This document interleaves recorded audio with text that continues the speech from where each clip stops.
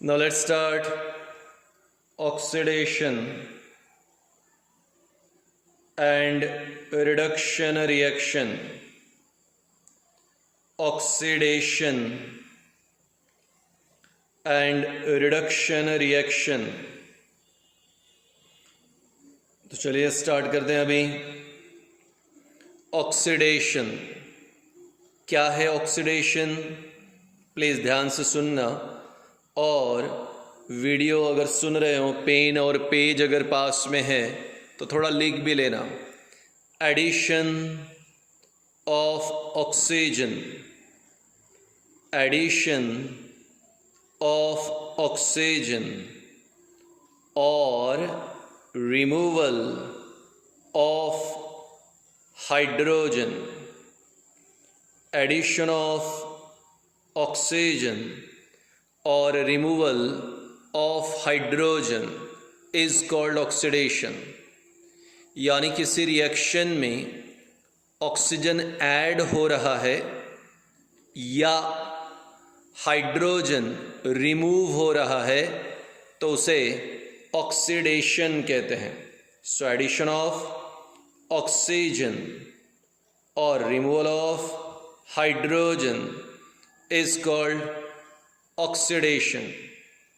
इसी का उल्टा रिडक्शन है, एडिशन ऑफ हाइड्रोजन। इस बार रिएक्शन में हम हाइड्रोजन ऐड करेंगे, एडिशन ऑफ हाइड्रोजन और removal of oxygen, addition of hydrogen और removal of oxygen is called reduction.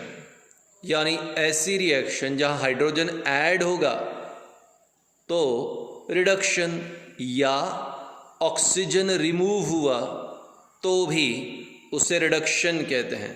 So addition of hydrogen और रिमूवल ऑफ ऑक्सीजन। देखिए अब ये एडिशन रिमूवल, एडिशन रिमूवल थोड़ा कंफ्यूज होता है, इसलिए मैंने कहा था ना कि पेज पे लिख लो एडिशन ऑफ ऑक्सीजन और रिमूवल ऑफ हाइड्रोजन, ऑक्सीडेशन यानी पहला। एडिशन ऑफ हाइड्रोजन और removal of oxygen, it is reduction यानी दूसरा। कंफ्यूजिंग थोड़ा सा। और एक स्टेप में अब आ रहा है ऑक्सीडाइजिंग एजेंट। थोड़ा सिंपल करके बताता हूं। द एजेंट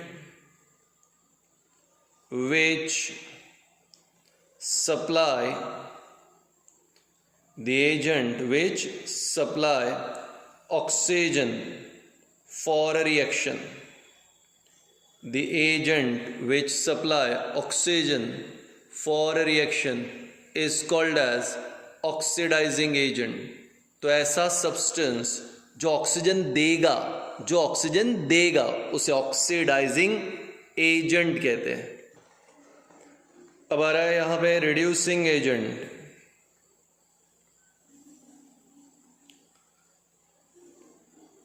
नाम से थोड़ा याद आया होगा। The agent which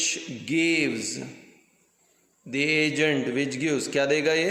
hydrogen. The agent which gives hydrogen for a reaction, agent which gives hydrogen for a reaction is called as a reducing agent। तो oxidizing agent, reducing agent। तो अब मैंने कहा addition of oxygen और removal of hydrogen, oxidation। addition of hydrogen और removal of oxygen, reduction। वो substance जो oxygen देगा, ऑक्सीडाइजिंग एजेंट, वो सब्सटेंस जो हाइड्रोजन देगा उसे रिड्यूसिंग एजेंट। तो ऑक्सीडेशन, रिडक्शन, ऑक्सीडाइजिंग एजेंट और reducing agent. Last redox reaction. The reaction in which oxidation and reduction. The reaction in which oxidation and reduction occurs simultaneously. The reaction in which oxidation and reduction occurs simultaneously is called as a redox reaction. तो ऐसा reaction जहाँ oxidation और reduction एक साथ होता है, oxidation reduction simultaneously होता है, तो उसे रेडॉक्स रिएक्शन. तो वो रिएक्शन जहाँ ऑक्सीडेशन रिडक्शन एक साथ होगा, रेडॉक्स रिएक्शन. फिर से एक बार शॉर्टली, एडिशन ऑफ ऑक्सीजन और removal of hydrogen, oxidation. Addition of hydrogen और removal of oxygen, reduction. The substance which gives oxygen, oxidizing agent. The substance which gives hydrogen, reducing agent. The reaction in which both oxidation and reduction occur simultaneously is called redox reaction. Examples ले रहे हैं. पहला example आपके लिए ले रहा हूं. ये एग्जाम्पल 3 मार्क के लिए आएगा. ध्यान दें. CuO कॉपर ऑक्साइड, उसका रिएक्शन हो रहा है हाइड्रोजन के साथ. Copper oxide plus hydrogen gas, आपको प्रोडक्ट मिलेगा कॉपर एंड वाटर. कई बार अगर वीडियो क्लियर नहीं है तो लैपटॉप में देखें, या अगर वीडियो क्लियर नहीं है तो इसका यहाँ पे क्या कहते हैं उसे, पिक्सल्स वगैरह जो बढ़ाते हैं ना यूट्यूब से, ठीक है, 480 क्या 720 जो बोलते हैं, वो थोड़ा इम्प्रूव करें तो आपको क्लियर वीडियो दिखेगा. बहरहाल copper oxide plus hydrogen, copper plus water, reaction है, लिखिए, वो प्रॉब्लम नहीं है. अब ज़रा ध्यान दें, यहाँ पर कौन है, कॉपर ऑक्साइड, ठीक है. कॉपर ऑक्साइड का क्या बन गया है, कॉपर. तो कॉपर ऑक्साइड का यहाँ पे कॉपर बन गया. तो ज़रा बताओ CuO और CuO और Cu में क्या फ़र्क है. बोले सर यहाँ से ऑक्सीजन निकल गया, क्या लिखूँ मैं, रिमूवल ऑफ ऑक्सीजन, ऑक्सीजन निकल गया. रिमूवल ऑफ ऑक्सीजन यानी क्या होता है, रिडक्शन. रिमूवल ऑफ ऑक्सीजन यानी क्या हो गया, रिडक्शन. ठीक है, मतलब यहाँ रिडक्शन हो गया. ये कौन है, H2. ज़रा देखो H2 का क्या बन गया, सर H2 का तो H2O बन गया. यहाँ पे इन दोनों में क्या फ़र्क है, सर H2O, यहाँ ऑक्सीजन ऐड ऑन है, यानी यहाँ पे क्या ऐड हो गया, addition of oxygen. Addition of oxygen मतलब क्या होता है, ऑक्सीडेशन. तो बताओ ऊपर क्या हो रहा है, रिडक्शन, नीचे ऑक्सीडेशन. वो रिएक्शन जहाँ ऑक्सीडेशन और रिडक्शन एक साथ होगा उसे रेडॉक्स रिएक्शन. तो ये रेडॉक्स रिएक्शन के एग्जाम्पल. अब ध्यान से सुने. सब्सटेंस ऑक्सीडाइज, कौन ऑक्सीडाइज हुआ, कौन ऑक्सीडाइज हुआ, मतलब किसमें ऑक्सीजन गया. बोले सर हाइड्रोजन में ऑक्सीजन गया. तो सब्सटेंस ऑक्सीडाइज कौन आ गया, H2. ठीक है. सब्सटेंस रिड्यूस्ड, किसमें से ऑक्सीजन निकला, कौन है जिसमें से ऑक्सीजन निकला. बोले सर CuO में से ऑक्सीजन निकला. तो substance reduce CO. Oxidising agent, the agent which gives oxygen, oxygen किसने दिया. बोले सर CuO ने ऑक्सीजन दिया, तो बन गया Cu. तो CuO, अब वन बच गया H2, जो बच गया आखिरी में लिख दिया.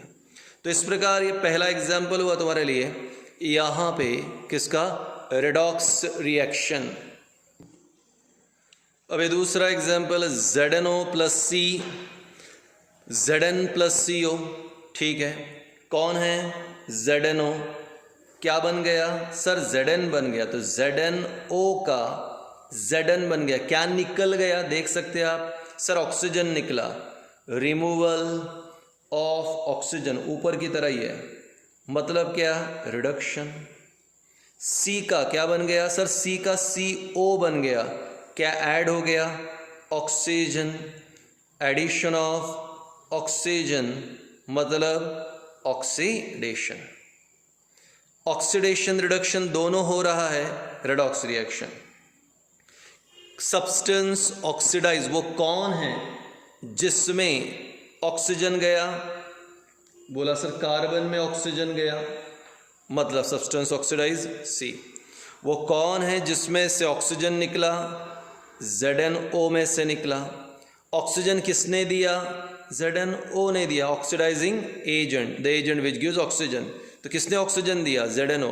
बच कौन गया? Carbon, reducing agent carbon. ये थे एग्जाम्पल 2। ये थर्ड ले रहा हूँ एग्जाम्पल, पर इस बार थोड़ा अलग एग्जाम्पल है। H2S plus Cl2 S plus twice HCl। कौन है? H2S, hydrogen sulphide. क्या बन गया? बोले सर H2S का S बन गया। H2S से S बन गया, क्या निकल गया?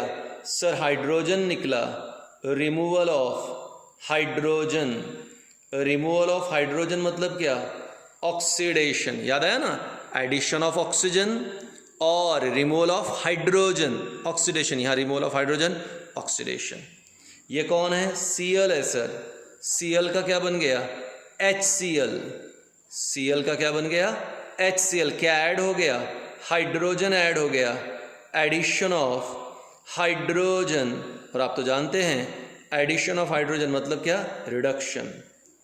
तो substance oxidise, substance reduced, oxidising agent, reducing agent. वो कौन है जो ऑक्सीडाइज हुआ? कौन है जिसमें से हाइड्रोजन निकला? H2S। कौन है जिसमें हाइड्रोजन गया? Cl2। ठीक है। कौन जिसने हाइड्रोजन दिया? हाइड्रोजन देने वाला रिड्यूसिंग एजेंट, तो H2S, उसने हाइड्रोजन दिया था तो बचा हुआ oxidising agent. In case confusion है तो वीडियो बार बार देखो, अदरवाइज क्लास में ध्यान में आएगा, क्योंकि क्लास में और भी 2 एग्जाम्पल्स होंगे। तो ऐसा रिएक्शन जहाँ पे ऑक्सीडेशन और रिडक्शन दोनों साइमल्टेनियसली होते हैं, एक साथ होते हैं, उसे रेडॉक्स रिएक्शन। तो रेडॉक्स रिएक्शन के 3 एग्जाम्पल लिए, कुछ एग्जाम्पल्स क्लास में भी होंगे। ऑक्सीडाइजिंग एजेंट ऑक्सीजन देने वाला, रिड्यूसिंग एजेंट हाइड्रोजन देने वाला, ऐसे सारे कंसेप्ट के साथ हुआ रिएक्शन। और ये 4 पॉइंट, इसमें 3 मार्क का क्वेश्चन आएगा, आप ज़रूर प्रिपेयर कीजिएगा। Let's continue the topic of corrosion. Already 8th standard में corrosion टॉपिक था, और अभी 10th स्टैंडर्ड में corrosion टॉपिक आपको 2 चैप्टर में है। अभी ये एक chapter chemical reactions and equation, और detail metals and non metal. So let's start. आगे बढ़ने के पहले मैं डेफिनेशन लिखता हूँ, तब तक आप ये बात सुनिए। आप जानते हो कि आमतौर पे अगर मेटल, आयन, लोहा अगर बाहर पड़ा है तो कुछ दिनों के बाद उसका कलर चेंज हो जाता है और वो रेडिश ब्राउन कलर का अपीयर होता है। रेडिश ब्राउन कलर का अपीयर होता है। जब वो रेडिश ब्राउन कलर का हो जाता है तो उसे हम लोग कहते हैं कि ये करोड हो गया है, इसका कोरोजन हो गया है। इसी प्रकार अगर आपके पास कॉपर है तो धीरे धीरे कॉपर, उसका शाइन खराब होने लगता है और उस पर कुछ यहाँ पे पैचेस दिखाई देने लगते हैं। ये इंडिकेट करता है कि कॉपर करोड हो गया है। उसी प्रकार से सिल्वर रखे रखे ही ब्लैक पड़ जाता है, तो ये सिल्वर का ब्लैकनिंग, ये भी करोजन है। तो क्या है corrosion? Slow process of decay और destruction of metal. slow process of decay or destruction of metal under the action of air, moisture and chemical. Air, moisture and chemicals is called as corrosion. Slow process यानी ये ऐसा नहीं है कि 2 minute के अंदर या 5 मिनट के अंदर corrosion हो जाएगा, स्लो है, स्लो प्रोसेस। क्या होगा? ऑफ डीके और डिस्ट्रक्शन ऑफ मेटल, जहाँ पे मेटल्स का धीरे धीरे डिकम्पोजिशन होगा, मेटल धीरे धीरे डिस्ट्रॉय होगा। स्लो प्रोसेस ऑफ डीके और डिस्ट्रक्शन ऑफ मेटल किसके कारण? Under the action of air, under the action of air, moisture और केमिकल। एयर के कारण या मॉइस्चर के कारण या केमिकल्स के कारण, तो उसे करोजन कहेंगे। मैं पहला एग्जाम्पल ले रहा हूं, करोजन, करोजन ऑफ आयन। लोहा ग्रे कलर का होता है और जैसे ही आयन का कांटेक्ट एयर मॉइस्चर के साथ होता है तो उसके ऊपर एक रेडिश ब्राउन कोट तैयार हो जाता है, और इस रेडिश ब्राउन कोट जो आयन के ऊपर है उसे कहते हैं रस्ट, और रस्ट का फॉर्मूला है Fe2O3.XH2O। करोजन ऑफ आयन को रस्टिंग भी कहते हैं। कई सारे लोग कहते हैं लोहे पे रस्ट हो गया मतलब एक्चुअली वो रस्टिंग हो गया है, और रस्टिंग ये नॉर्मल भाषा में करोजन ऑफ आयन को ही रस्टिंग कहते हैं। So reddish brown coat formed over iron, reddish brown coat present over iron is called rust, and process of formation of rust, rusting. Formula Fe2O3.XH2O। तो ये rust का formula है। तो लोहे का कांटेक्ट अगर मान लीजिए पानी के साथ और एयर के साथ हो गया तो रस्टिंग हो जाएगा। एग्जाम्पल ले रहा हूं दूसरा, करोजन ऑफ कॉपर। आपके घर पे तांबे का, कॉपर का कोई बर्तन होगा। अगर आपके घर में मंदिर है तो मंदिर में लोटा होगा तांबे का। अब ये तांबे का लोटा, तांबे की प्लेट, ये आमतौर पे हम घर में यूज़ करते हैं, पर सपोज़ हमने काफ़ी समय से उस कॉपर को यूज़ नहीं किया, हम बाहर गांव चले गए थे, उसका यूज़ नहीं किया, तो जब ये कॉपर एयर के कांटेक्ट में आता है या एयर में के मॉइस्चर के कांटेक्ट में आता है तो इसके ऊपर तैयार होती है एक लेयर कॉपर कार्बोनेट की, और इस कॉपर कार्बोनेट की लेयर के कारण उसका जो अपीयरेंस है वो डल अपीयरेंस हो जाता है, और इसी डल अपीयरेंस को हम लोग कहते हैं करोजन, कि हाँ हमारा कॉपर करोड हो गया है, करोजन ऑफ कॉपर।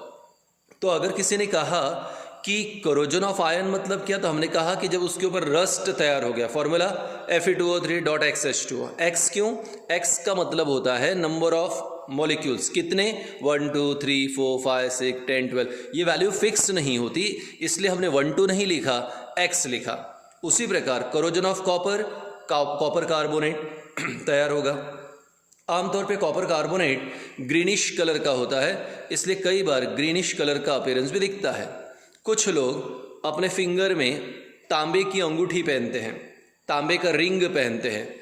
अगर वो रिंग को हटा के देखा, ठीक है, तो वहाँ पे ग्रीन कलर का एक मार्क दिखता है जो रिप्रेजेंट करेगा कॉपर कार्बोनेट। तीसरे नंबर पे आपके लिए ले रहा हूँ करोजन ऑफ सिल्वर, चांदी। चांदी का भी करोजन होता है। अगर आप किसी दुकान में जाओ और दुकानदार को, यानी ज्वेलरी शॉप में जाओ, दुकानदार को कहो कि भैया ज़रा पैर की पायल दिखाओ, चांदी की पायल दिखाओ, तो वो एयर टाइट एक कंटेनर में से, प्लास्टिक में से आपके लिए जो है पायल दिखाएगा। अब उसने क्वेश्चन है कि उसने वो एयर टाइट कंटेनर में क्यों रखा, क्वेश्चन है कि उसने वो प्लास्टिक की पॉलीथीन में क्यों रखा। तो आंसर है बड़ा सिंपल सा, सिल्वर एटमॉस्फेयर के हाइड्रोजन सल्फाइड से रिएक्ट करेगा, और जैसे ही सिल्वर रिएक्ट करेगा तो आपको प्रोडक्ट मिलेगा सिल्वर सल्फाइड, सिल्वर सल्फाइड। और बेटा सिल्वर सल्फाइड ब्लैक कलर का है, इसलिए हम लोग ये कह सकते हैं कि सिल्वर का करोजन हो गया है। तो मतलब रखे रखे चांदी का करोजन हो जाता है, सिल्वर का करोजन हो जाता है। तो सिल्वर का करोजन हो रहा है एयर के हाइड्रोजन सल्फाइड के साथ, ब्लैकिश कलर का सिल्वर सल्फाइड बनेगा, मतलब रखे रखे चांदी ब्लैक हो सकती है। आपके घर के बर्तन चांदी के, आपके बचपन के बर्तन, पेला वाटी वगैरह जो होती है, चम्मच, ये शायद अगर आपके पास हो तो आप देखो ब्लैकिश कलर का दिखाई देगा, करोजन हो गया। कॉपर का एयर के साथ करोजन होता है, कॉपर कार्बोनेट। आयरन का एयर मॉइस्चर के साथ करोजन होगा, रस्ट तैयार होगा। और ये रस्ट क्या है, ये करोजन क्या है, हमने कहा स्लो प्रोसेस है। किसकी slow process? Slow process of decay और destruction of metal, slow process of decay और डिस्ट्रक्शन ऑफ मेटल। किसके कारण? Under the action of air, moisture और केमिकल, इसे करोजन कहते हैं। हाँ, याद रखे बेटा, गोल्ड और प्लैटिनम में करोजन नहीं होता। हाई स्कूल के लेवल पे, लोअर लेवल पे 8वीं क्लास में क्वेश्चन आता था कि बताओ गोल्ड और प्लैटिनम का करोजन क्यों नहीं होता था। हम लोगों ने कहा कि गोल्ड और प्लैटिनम का करोजन नहीं होता क्योंकि वो नोबल एलिमेंट्स है, उनकी रिएक्टिविटी बहुत ही कम है। They are noble element, their reactivity is very less, hence they do not show corrosion, उनका करोजन होता नहीं। तो गोल्ड और प्लैटिनम का करोजन नहीं होगा, हाँ बाकी का करोजन होता है। Let's start prevention of corrosion. आपको मैंने कहा था ना करोजन, ठीक है। अब आप थोड़ा ध्यान दें।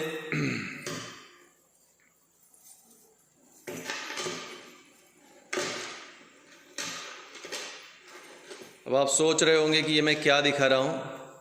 ये पायल है पैर में पहनने की, और मेरे मम्मी की पायल है, आप देख सकते हो।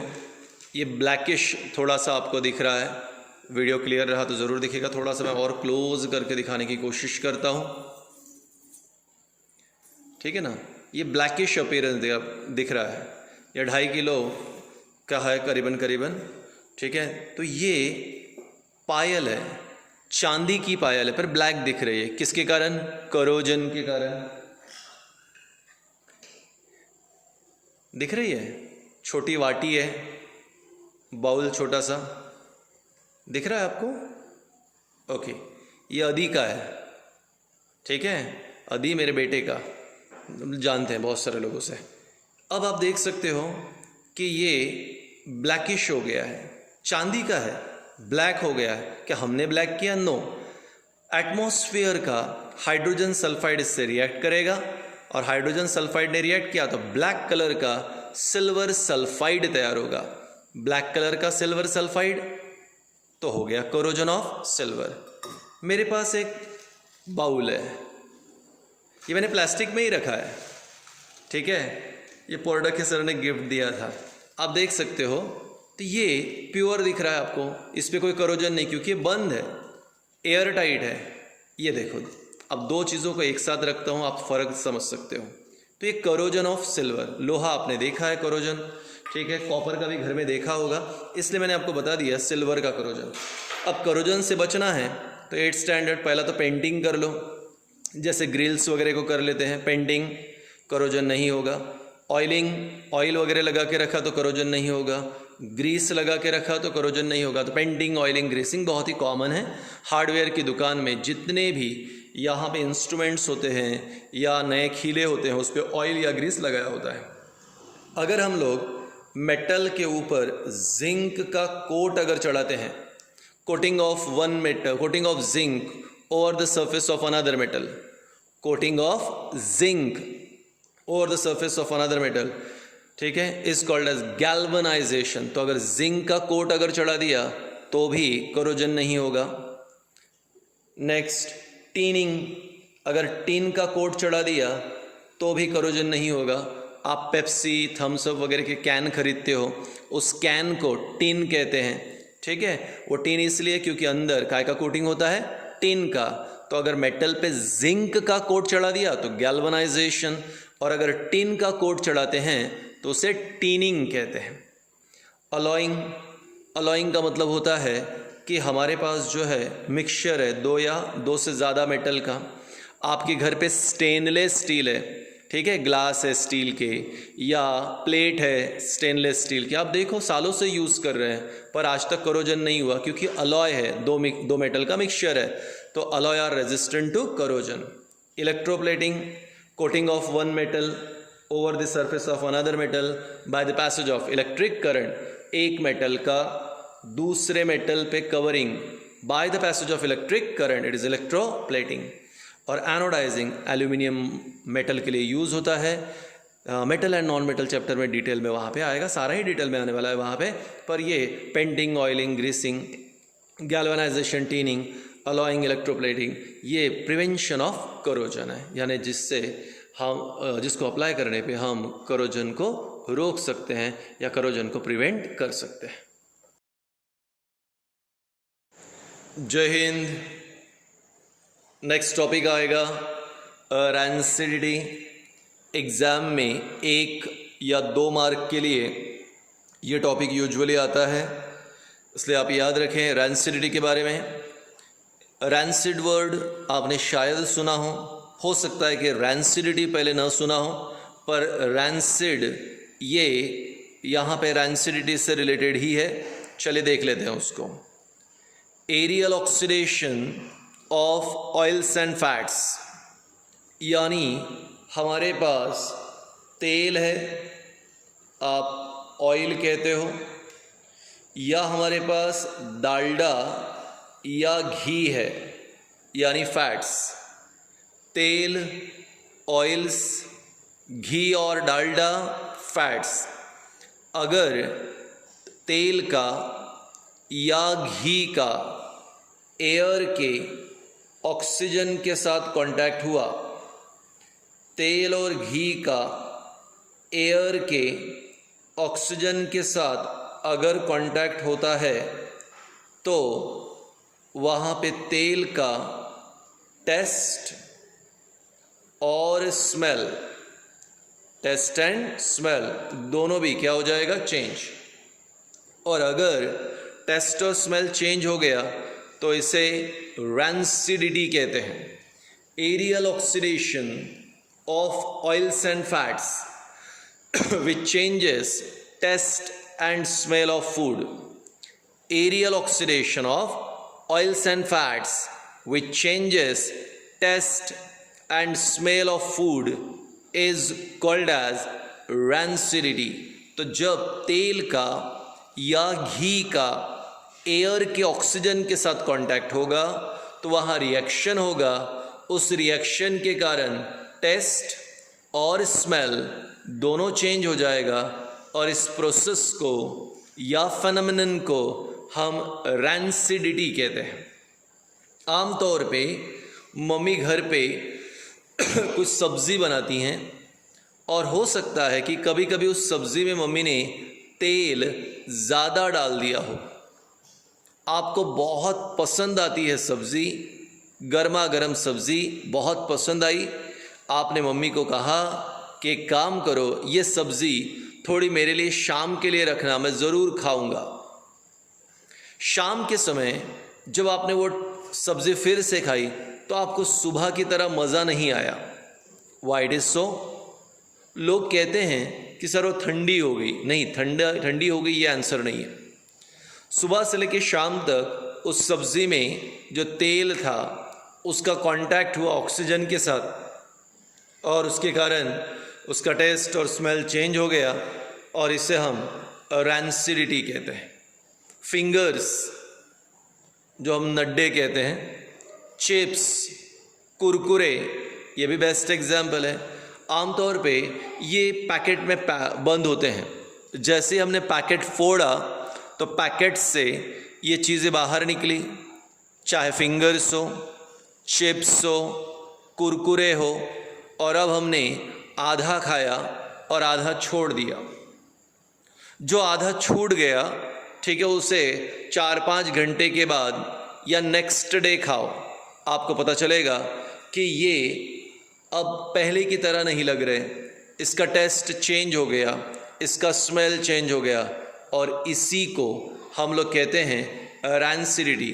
तो हमेशा तेल में तली हुई चीज़ों को या वो चीज़ें जिसमें तेल ज़्यादा है, इन्हें ढक कर रखना चाहिए, पैक करके रखना चाहिए, ताकि तेल का रिएक्शन ऑक्सीजन से न हो, क्योंकि अगर हो गया तो टेस्ट, स्मेल चेंज, और प्रोसेस को बोलोगे rancidity. So aerial oxidation of oils and fats which changes taste and smell of food is called as rancidity. आगे कंटिन्यू करते हैं। अब हमारे लिए जो नेक्स्ट टॉपिक है वो है factors affecting rancidity. Factors affecting rancidity, वो कौन कौन से फैक्टर है जो रैंसिडिटी को अफेक्ट करते हैं? तो हमारे पास वेरी क्लियर, सर ऑक्सीजन है तो रैंसिडिटी यहाँ पे हो जाएगा, और ऑक्सीजन नहीं है तो रैंसिडिटी नहीं होगा। यानी सबसे बड़ा जो फैक्टर है जो रैंसिडिटी के लिए रिस्पॉन्सिबल है वो हमारे लिए ऑक्सीजन ही है। अब किसी ने कहा कि सर हमें रैंसिडिटी को प्रिवेंट करना है, हम नहीं चाहते कि रैंसिडिटी हो, so then we are having prevention of rancidity. कैसे प्रिवेंट करेंगे रैंसिडिटी को? क्या है जो रैंसिडिटी होने से बचाएगा? पहला, जो आपको ऑलरेडी पता था पर हम सोचते नहीं हैं, packing food in nitrogen gas. Food material को नाइट्रोजन गैस में पैक करना है। कुरकुरे का पैकेट काफ़ी फूला हुआ दिखता है, बलून की तरह, चिप्स का पैकेट बलून की तरह, या दूसरे कुछ पैकेट्स वेपर्स के बलून की तरह। वाई? क्योंकि उसके अंदर कौन सी गैस भरी है? Nitrogen gas. Why nitrogen gas? Sir nitrogen gas के दो फायदे हैं। पहला, नाइट्रोजन ऑयल के साथ रिएक्ट नहीं करता, इसलिए रैंसिडिटी नहीं होगा, और दूसरा, nitrogen do not favour growth of micro organism. जो बैक्टीरिया है, माइक्रो ऑर्गेनिज्म है, इनकी ग्रोथ को भी वो फेवर नहीं करता, इसलिए माइक्रो ऑर्गेनिज्म का एक पार्ट, रैंसिडिटी का दूसरा पार्ट। हम जब भी फूड मटेरियल को पैक करते हैं तो नाइट्रोजन गैस में पैक करते हैं। तो रैंसिडिटी से बचने के लिए यहाँ पर फूड मटेरियल को पैक करना चाहिए नाइट्रोजन गैस में। फूड मटेरियल के लिए रैंसिडिटी से बचाने के लिए एंटीऑक्सीडेंट होना चाहिए। We have to add antioxidant to food material. 3 star 5 star hotel में जब आप खाना खाते हो तो खाना तैयार होता है बफेट में, आपको जाके वहाँ पे खाना लेना है।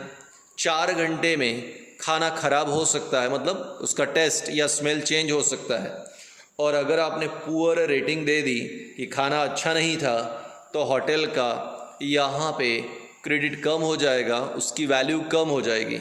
इसलिए होटल वाले ख़ास तौर पे ध्यान रखते हैं कि खाने में कभी रैंसिडिटी नहीं होना चाहिए, खाने में ऑयल का रिएक्शन ऑक्सीजन के साथ नहीं होना चाहिए, इसलिए क्या ऐड करते हैं? एंटीऑक्सीडेंट। ध्यान दें, ब्यूटिलेटेड हाइड्रोक्सी टुलीन और ब्यूटिलेटेड हाइड्रोक्सी एनिसॉल, 2 सब्सटेंस ले लिए, ब्यूटिलेटेड हाइड्रोक्सीटुलीन और ब्यूटिलेटेड हाइड्रोक्सी एनिसॉल। ये 2 एंटीऑक्सीडेंट है, ऐसे सब्सटेंस जो खाने में ऐड करते हैं हाँ, इसका फ़ायदा ये होगा कि वो तेल ऑक्सीजन से रिएक्शन नहीं करेगा और उसका टेस्ट और स्मेल चेंज नहीं होगा। तीसरा है यहाँ पे air tight container. Food material को आमतौर पे अगर रैंसिडिटी से बचाना है तो एयर टाइट कंटेनर में पैक करना चाहिए। मम्मी जिस दिन चूड़ा बनाती है वो गर्मा गर्म चूड़ा बड़ा ही अच्छा लगता है, पर 15 दिन के बाद चूड़े में उतना मज़ा नहीं आता, क्योंकि चूड़े का तेल ऑक्सीजन के साथ रिएक्शन कर लेता है और टेस्ट स्मेल चेंज। अगर आप चाहते हो कि चूड़े का टेस्ट और स्मेल चेंज ना हो तो उसे पैक करो एयर टाइट कंटेनर में। आजकल तुम स्वीट मार्ट में, दुकानों में भी देखो, चूड़ा मिलेगा पैकेट के अंदर पैक किया हुआ, ताकि उसका रिएक्शन ना हो। चौथा है कीप अवे फ्रॉम लाइट। आमतौर पर रैंसिडिटी को स्लो करने के लिए पहले 3 तो पूरी तरह प्रिवेंट कर लेगा, पर चौथा और पांचवा स्लो डाउन करेगा। रैंसिडिटी को स्लो डाउन करने के लिए keep the food material away from light. Light से दूर रखो, क्योंकि लाइट अगर रहा तो काइनेटिक एनर्जी ज़्यादा रहेगी, रिएक्शन का स्पीड ज़्यादा रहेगा, जल्दी रैंसिडिटी कर लेगा, इसलिए लाइट से दूर रखो। और दूसरा, कीप फूड इन रेफ्रिजरेटर, यानी फूड मटेरियल को फ्रिज में रख दो, रेफ्रिजरेटर में रख दो, क्योंकि कूल टेम्परेचर के कारण रैंसिडिटी स्लो हो जाती है। तो रैंसिडिटी को स्लो करने के लिए 2 चीज़ें, अवे फ्रॉम लाइट और रेफ्रिजरेटर, और कंप्लीटली रोकने के लिए फूड मटेरियल को पैक करना है नाइट्रोजन गैस, उसमें एंटीऑक्सीडेंट डालना है, या हम लोग उसे एयर टाइट कंटेनर में रख सकते हैं। तो 2 मार्क के लिए क्वेश्चन आएगा आपके लिए कि रैंसिडिटी क्या है और रैंसिडिटी से बचने के लिए क्या कर सकते हैं। So these are 5 points prevention of rancidity. जय हिंद। अभी हमारे लिए लाइफ प्रोसेस आधा चैप्टर हो गया है। रिमेंबर, लाइफ प्रोसेस काफ़ी बड़ा चैप्टर होता है और इतना बड़ा चैप्टर एक साथ स्टडी करना पॉसिबल नहीं होता, इसलिए अभी तक हम आधा चैप्टर स्टडी कर चुके हैं। अब रिमेनिंग चैप्टर आगे कंटिन्यू करते हैं। Now here chemical reaction and equation.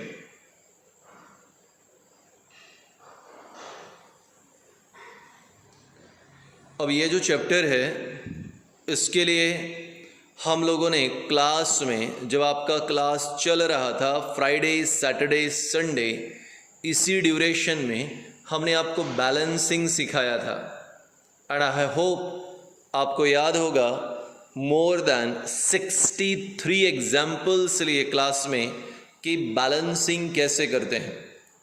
आज मैं आपके लिए अभी फर्स्ट टॉपिक यहाँ पे ले रहा हूँ सिंबल का, बाद में चैप्टर स्टार्ट करेंगे, यानी ये बेसिक है, वो बेसिक हो जाएगा।